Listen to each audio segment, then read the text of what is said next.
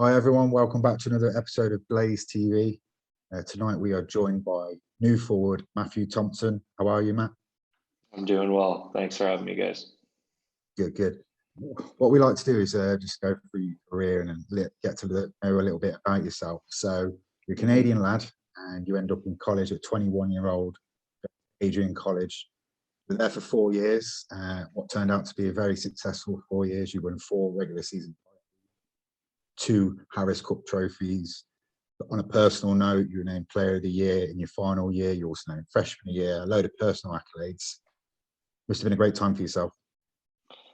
Yeah, I absolutely loved my 4 years at Adrian College. It started out great. Had a really good freshman year. The freshman class that came in with me, the class of 2018, we're still extremely close. We're all basically standing in each other's weddings here every summer. So we're really, really close. And I mean, all 4 years we had really good guys in the room. Coach Adam Krug did a lot for me as a player. President Docking there, the university president, does so much for athletics in general, never mind just the hockey team. So we had a lot of support. And yeah, I was fortunate to enjoy 4 years. I completed my BBA, specialized in sports management, minored in economics, which might not be the most appealing to most, but I'm happy I did it, and yeah, I had a great 4 years. In your first year, you racked up the points. You must have had a lot of trust from your coach to do that, going in and getting a big role within the team.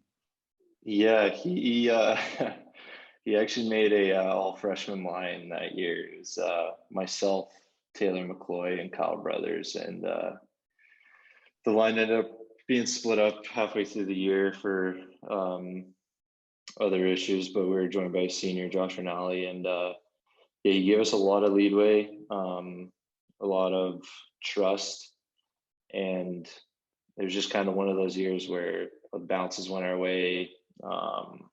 We were able to capitalize on a lot of good opportunities, and yeah, it was a fun year for sure.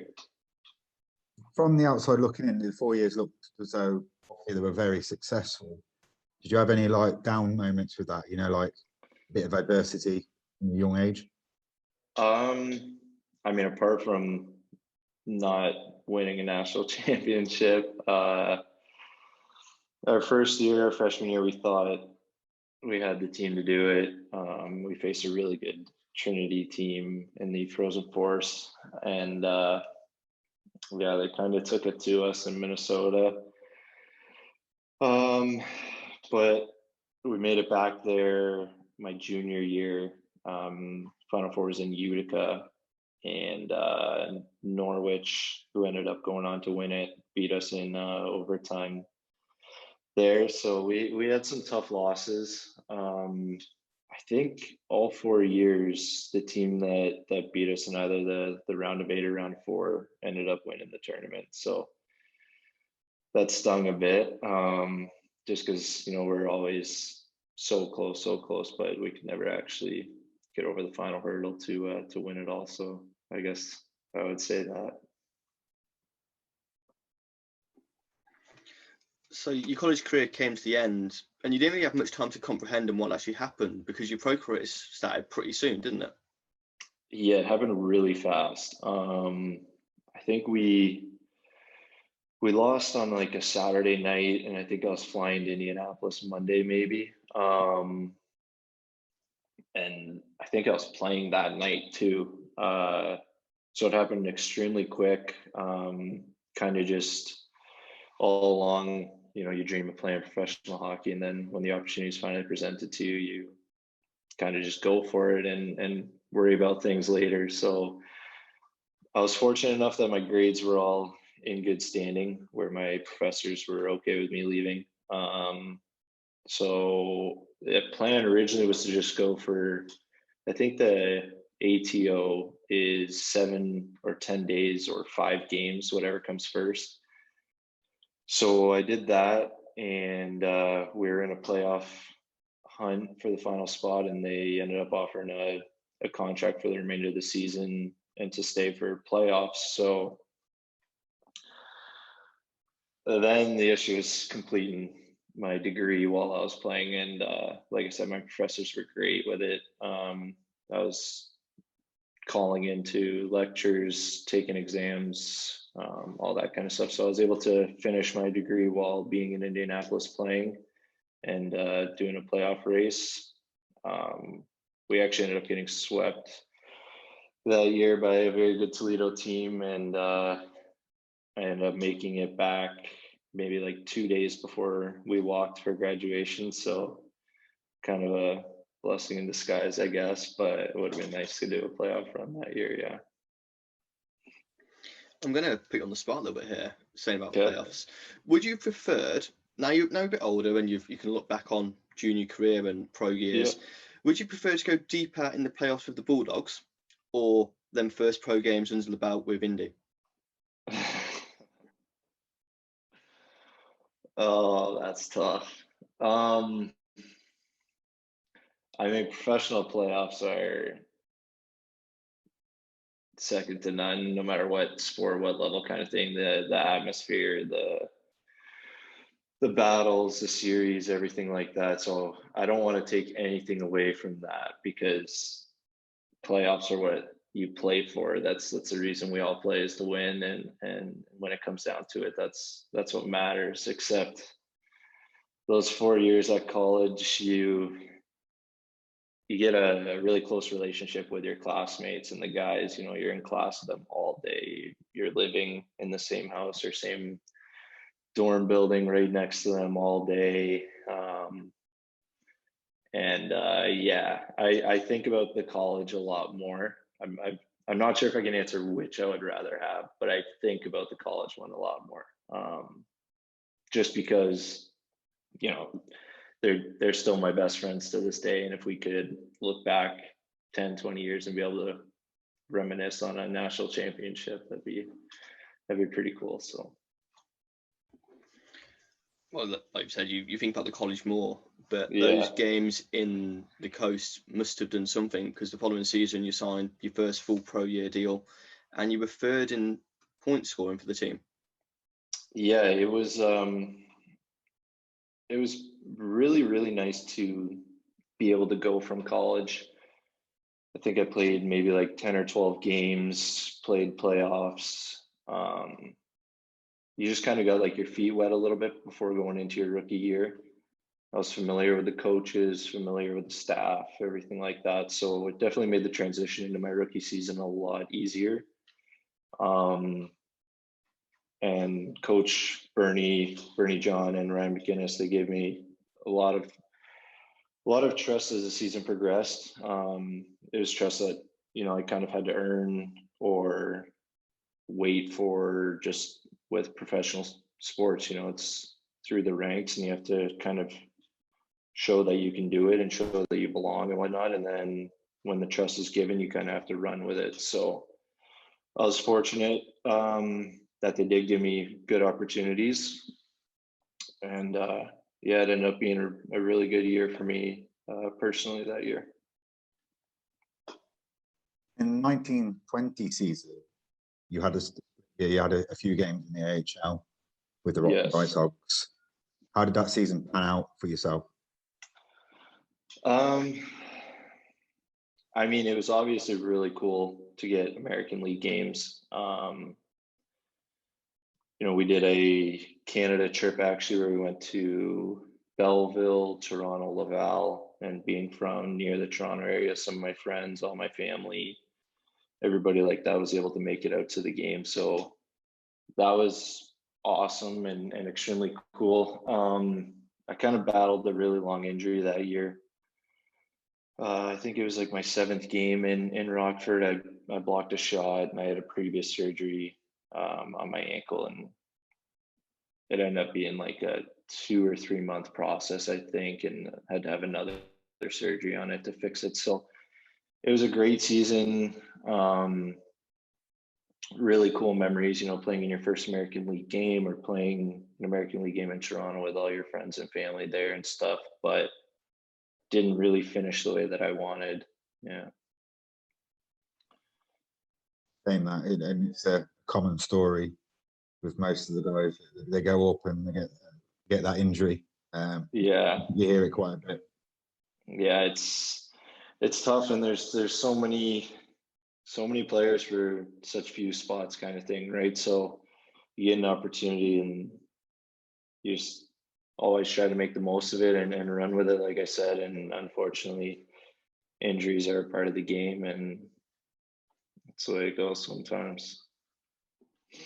We touched before we pressed the record button about a player you played alongside last season for a few games, a current Blaze forward, known by our colleague on Blaze TV, Ed, as Sir Bulldozer. What's it like playing alongside David Brodell and knowing you're going to be with him again the whole of next season? I mean, I guess first off, it's pretty nice. It's like a little, I don't want to say a safety net, but I mean, he's a pretty big, pretty scary guy, right? So it's definitely nice to have him on your team. But I mean, Brawler's a great guy. He loads of respect for him. He's been through it all. Commands respect of the room just by how he is. He doesn't really, he's not serious. He's not, I don't know, he's not like rude about it or anything. He just, it's who he is. It's how he is. He's a great guy to have in the locker room. A lot of guys in Indy, when I played with him, looked up to him. Everybody respected him. Keeps it super light, keeps it fun. And yeah, like I said, it's definitely nice to have a guy like that on the ice with you who takes up some space and is a big body like that. So I'm excited to see him again. We've been texting a lot this summer, actually. So I think we're flying in together on the same flight. So that'll be an interesting flight. Definitely an interesting flight, that one. So then, other than talk about David Brodell, why did you make the move to Coventry into the Blaze organisation? So head coach Danny got in touch with me, and I'd kind of been feeling out what's out there around North America, Europe. I wasn't really sure what I was going to do for this season, and he reached out. And I mean, from the start, you could tell he's very energetic, very passionate coach, loves his players, loves the team, everything like that. And I mean, that was evident from day one. So that's always a really good sign to have.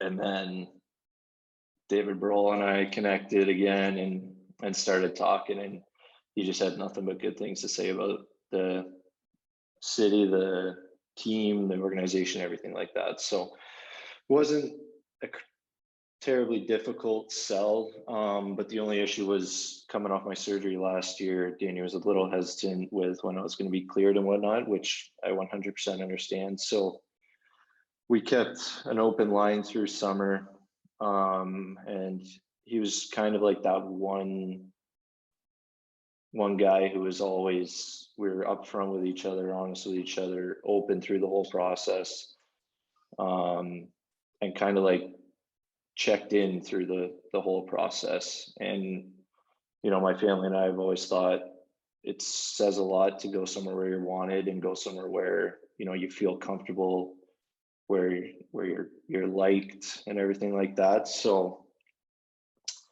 yeah, I mean, when I weighed everything up, Coventry was a place that I wanted to go to. And then in the past couple of weeks, to throw the MBA in on top of it, where I'll be completing the MBA at Coventry University, it's obviously a huge bonus to add that to your resume and stuff, because it sucks to say, but sports and hockey is going to come to an end someday, right? So my parents remind me of it, not that they're ready for me to be done, but it's going to come to an end, so you have to have something lined up for you. And yeah, that helps a lot.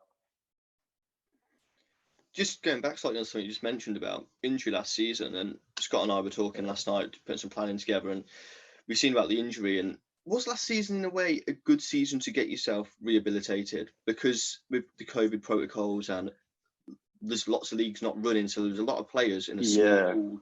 Was it a good time to get yourself sorted, ready and fresh for the next campaign? At the time, I struggled to tell myself that. As we sit here today, I think so.